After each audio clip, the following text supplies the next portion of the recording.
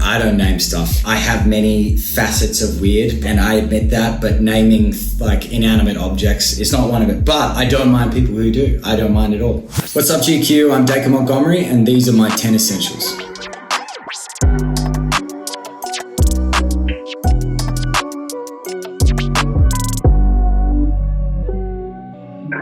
So for me, my first essential is my lighting. I'm super weird about my space. I'm really OCD about the house, and I love my space. I think space is all about light. You can buy these smart lighting packages called Hue, H-U-E light bulbs. Basically, you connect this box to your Wi-Fi router, and that box creates a little Wi-Fi network for all of the light bulbs in your house. When we moved into our new place, I started building a lighting scape that was like predominantly these light sort of purpley hues, and everything's on the floor and shines up. I hate downlights. I'm really weird about downlights and I never use them. So in our living room, we've got a couple, and in our bedroom, we also have a couple, and then I have one in my office behind this marble slab that just sort of kind of illuminates the edging. I'm super sensitive about it. When I sort of go to bed, I slowly bring the whole light in the house down over half an hour when I'm getting ready for bed. I'm really interested in lighting. I'm really interested in how it can completely change a mood and a space, but it's really important for me to build a lighting scape in my space. That's a big thing when I travel,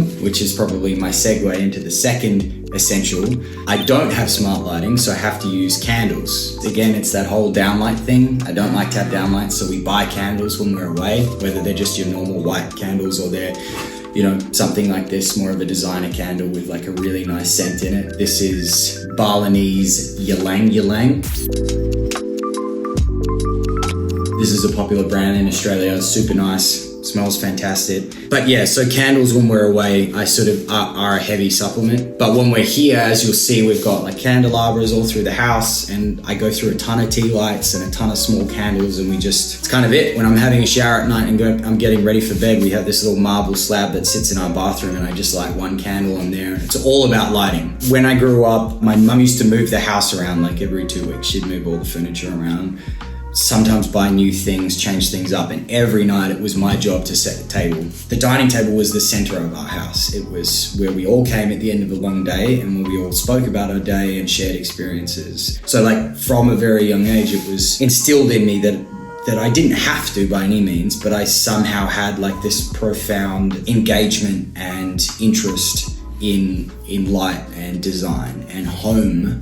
The idea of home became so important to me. It's just mainly around dinner time, and after dinner if you're watching TV. That's the most important time for me to set the mood with candles. And I literally cannot focus on a movie. I'm so particular about my peripherals. When I go to the cinema, I have to sit first, second or third row and have nothing in my peripherals, because I feel like a movie or television should be a completely immersive experience. And then so when I'm at home, I feel obviously very OCD about my environment, right? So if I'm sitting and watching a movie, last night we watched Jackie Brown for the first time, and just everything kind of in my periphery has to match the film. And if that candle's out of place, I'm going to pause the film and I'm going to get up and shift it, till it's in the right place. So it's also heavily tied to film and television and dinner.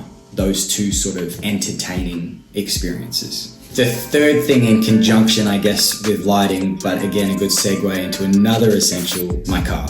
I love cars, and I always do a ton of research before I buy a car. And so I went and bought a Mercedes E220D. It's one of those beautiful ones that you sometimes see on TV shows with the screen right across the dash and all of the lighting built in, and sound is so important to me as well. Fantastic audio system, and the preset of the lighting all the way through the car is the exact same purple hue as my whole house. From the outside, it's kind of just a white Mercedes sedan, but on the inside, it's all immersive, as I say, between this screen, which really attracted me, the lighting component, and then the sound component. And when I was lucky enough to be able to afford it, it was the first thing I went out and did. I don't name stuff. I'm not that. I have many facets of weird, and I admit that, but naming inanimate objects is not one of it. But I don't mind people who do. I don't mind at all. But I just got roof racks for it, which has changed the game, because I wanted to be able to put my surfboard, which is probably another good segue. So, this surfboard, you can see it. It's super cool. This is not the surfboard that I ride. I have a different one down in our shed next to our car. But But basically, this board was given to me by an Australian. He had a friend who is a photographer who takes these shots of, the ocean and surroundings. And this is some beautiful sort of foam off the ocean heading towards the shore. And then this is like that beautiful dark color the ocean can get. So I love it. So it actually exists as an art piece in our house. I have not been surfing for long at all. I've only been surfing for about a year and a quarter. My partner grew up surfing. She's a phenomenal surfer, and I have lots of mates that surf. I have a big connection to the ocean. I grew up freediving. It was part of my high school curriculum. You could opt to do it as a program. So I kind of fell in love with the ocean when I was really little. And then sort of through my adolescence, I had the opportunity on multiple occasions to sort of become a freediver. That was my thing. So surfing was just another way to have an excuse to go every day, basically. The surfboard that I actually use is an epoxy board. It's quite wide and it's about 36 liters, which is quite buoyant because I'm a chunky guy. So I like to have a more buoyant board.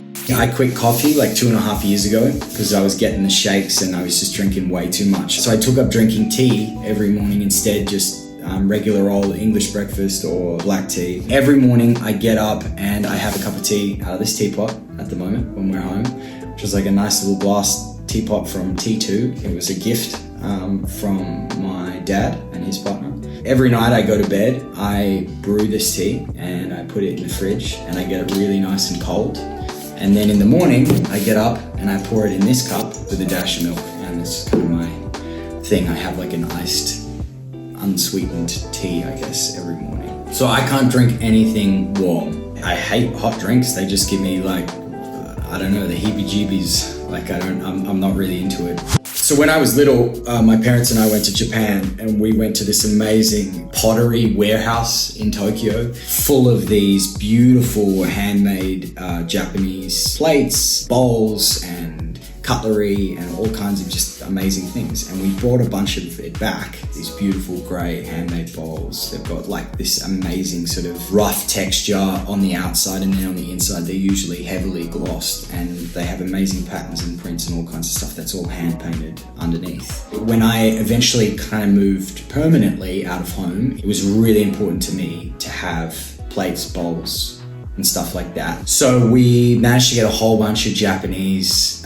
bowls. And basically what I mean by that is something like this, which you can see it says made in Japan. And basically they just have amazing texture. They're really nice to touch. Everything looks amazing in there. So when we serve food, it looks pretty incredible.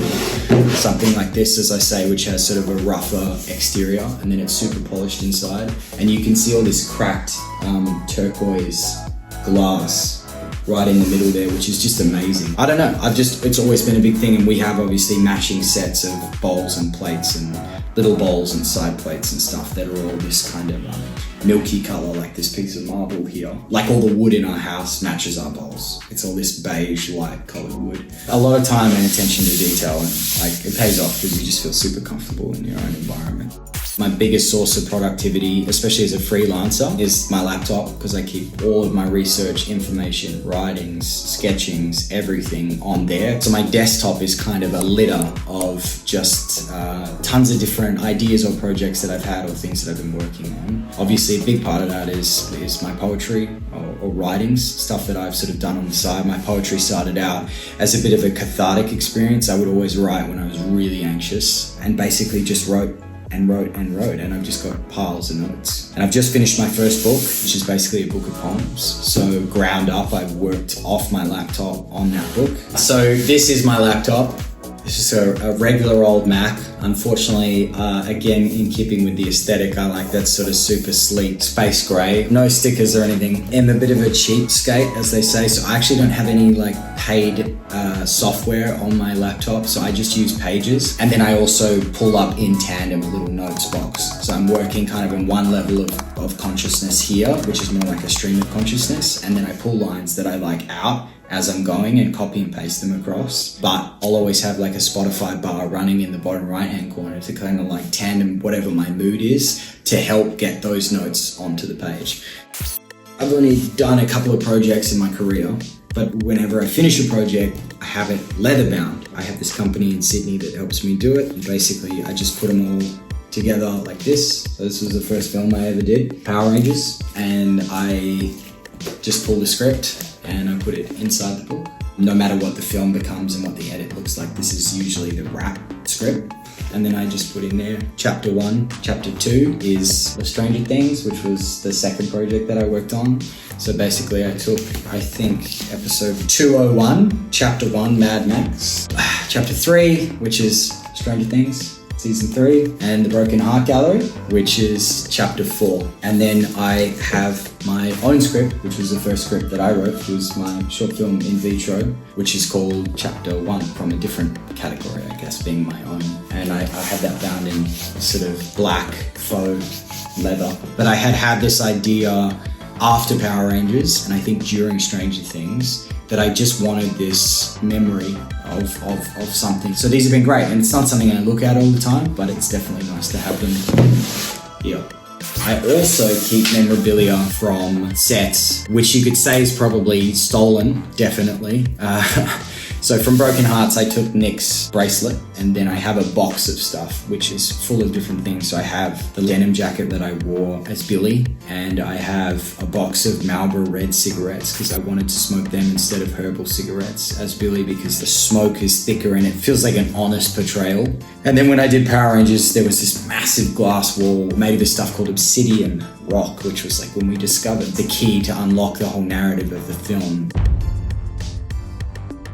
There were these coins inside the wall, and on the night they had these massive cannons blow up the glass. I grabbed a piece and I still have it. So it's a little thing from each project. I always kept stuff. When I would travel as a kid, I had a diary. My mum would say, do you want to keep a diary? And I was terrible with writing in it. I would stick like a pebble, and I would put the pebble in the diary, and I would go, lived in Switzerland with mum for 3 months. Here's the pebble from my time. Or we'd go to Canada and I'd get a little piece of wood, and I would stow it in my thing and make up a story about it or whatever else. And then I went home over the quarantine break and basically pulled out this box for the first time in years full of these little things. And you have to really think about it, because now it's just a box of pebbles and wood. It forces you to use it as a touchstone and go, what was happening in that point in your life and all that sort of stuff. So everything is symbolic.